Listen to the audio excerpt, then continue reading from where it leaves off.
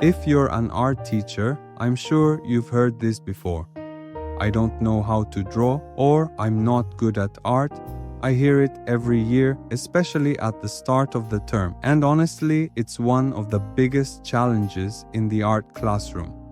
After over 30 years of teaching, I've seen this again and again. Most students come in already believing they can't do art before they even try. Some were told that by others, and some just convinced themselves. They're afraid to start because they're too focused on the result, afraid it won't look right or perfect. This problem gets worse when we follow the curriculum too literally. Asking students to draw a landscape or something about their culture might look good on paper, but in reality, they get lost and overwhelmed. Within minutes, they're bored or frustrated, and the class turns into a mess. But the problem isn't their skill, it's their fear.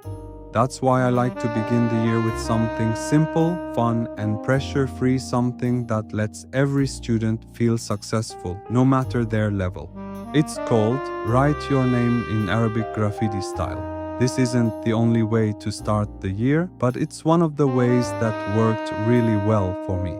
So I'm sharing it with you as a sample. Maybe it will work for you too. It's easy, engaging, and it helps students relax, build confidence, and feel connected to the art room. It also helps me learn their names and get a quick idea of their personality and drawing skills. The whole project usually takes 3 to 4 classes, and the students enjoy every step.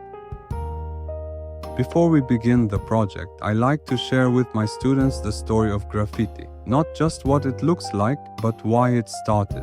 Graffiti began as a way for young people, especially those who felt invisible or unheard, to express themselves. They didn't always have the space, the tools, or the support to share their ideas.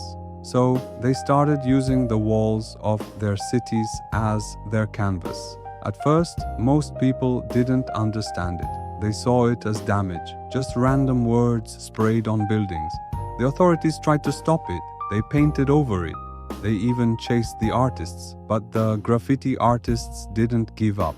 They knew they had something to say, and they were determined to say it. So they got smarter. They started turning their words into art, using colors, shapes, shadows, and unique styles to send a message. They didn't stop expressing themselves. They just found a better way to do it, a way that caught people's eyes and made them stop and think. Over time, graffiti became something more than just writing on walls. It became a recognized art style shown in galleries, festivals, and public spaces all over the world, and even cities that once tried to erase it. One of the most famous Arab graffiti artists is El Cid, a Tunisian artist who now lives in France. He uses Arabic calligraphy in his work, blending it with graffiti style to create powerful messages. His art can be found on the streets of Paris, New York, Cairo, and even on buildings right here in the Middle East. So, the idea is simple. If we want people to hear us, we don't need to shout. We can speak through art, but we need to present our ideas in a smart, beautiful, and respectful way. That's when people really start to listen. And this is exactly what we're doing in class. We're not just doing a fun drawing activity. We're helping students express their identity through a global, modern art style that started with real people, real voices, and real stories. Step 1. A light sketch. First, students write their name, or family name if they prefer, using a pencil and very light pressure. I explain that artists always start with soft sketching or ghost lines to guide their shapes. These lines aren't final, we'll erase them later. They should write their name in the center of the page, not too big or too small, and leave space around the name for decoration. While they work, I move around the class, support whoever needs help, and I always remind them there's no wrong in art, only ways to make it better. Now comes the transformation. We begin outlining the letters, adding a new line around the pencil letters to give them thickness. Once the first outline is complete, we repeat the process, drawing another line around the previous one. Each new line adds more volume and boldness to the name.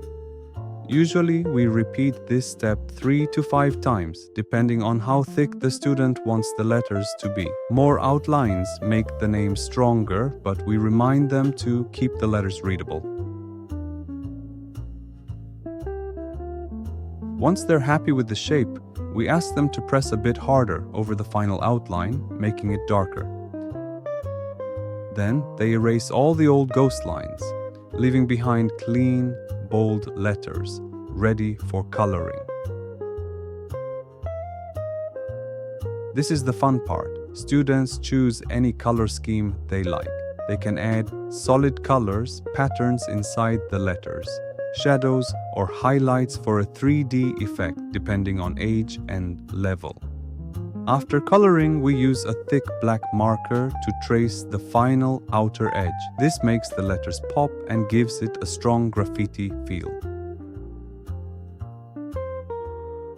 While the students are working, I like to add some small notes, especially if I feel the class is ready for it. For example, sometimes you'll notice that part of one letter overlaps or hides a part of another letter, and that's okay. In fact, it can make the design look even better. This is a great chance to introduce an important concept in art: overlapping and layering. I explain to my students, when one object is in front of another, it hides part of what's behind it, unless it's transparent. This is something many students struggle with. For example, when they draw a tree in front of a house, they often draw the whole house and the whole tree even where they overlap, like the tree is invisible. So here we can show them how objects block what's behind them, and how this adds depth and helps the viewer understand what's in front and what's in the back. Another useful topic is the difference between flat shapes and 3D forms. This can be introduced very simply by adding a bit of shadow to the letters. It tricks the eye and makes the name look three-dimensional. When talking about shading, I usually ask the class to imagine where the light is coming from and then think which side of the letter would be lighter and where would the shadow fall. These concepts are optional, of course. You can include them only if your students are ready and if there's enough time in the lesson. But the main point is this: it's always more powerful when students learn something through doing, not just hearing. I always tell my students, art class is for you. This is your time to explore, to try, and to create. I'm just here to help guide you when you need it. I don't want you to sit and listen to me the whole class. I want you to be the one doing the work. And this is what makes art class special. It's not about memorizing, it's about experiencing.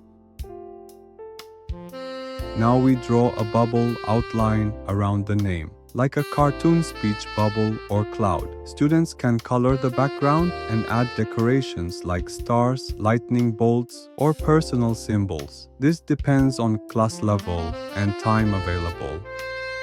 Once everything is done, students cut out their graffiti names.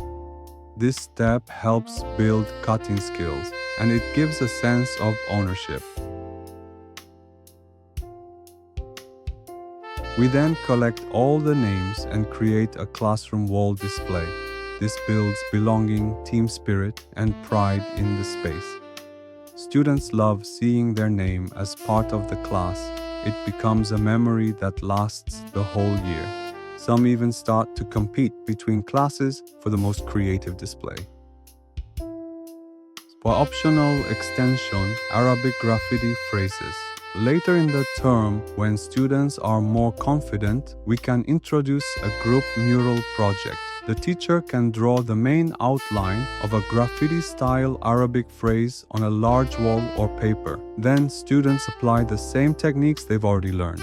Add thickness, color creatively, outline boldly, add shadows and backgrounds. This creates stunning student-made murals that decorate the school and leave a powerful message behind, all made by their own hands. Thank you for watching. I hope this activity brings joy and confidence to your classroom, just like it has in mine for many years. In the next video, I'll share another simple, proven project that will engage your students from the first minute. And remember, work smarter, not harder. See you soon.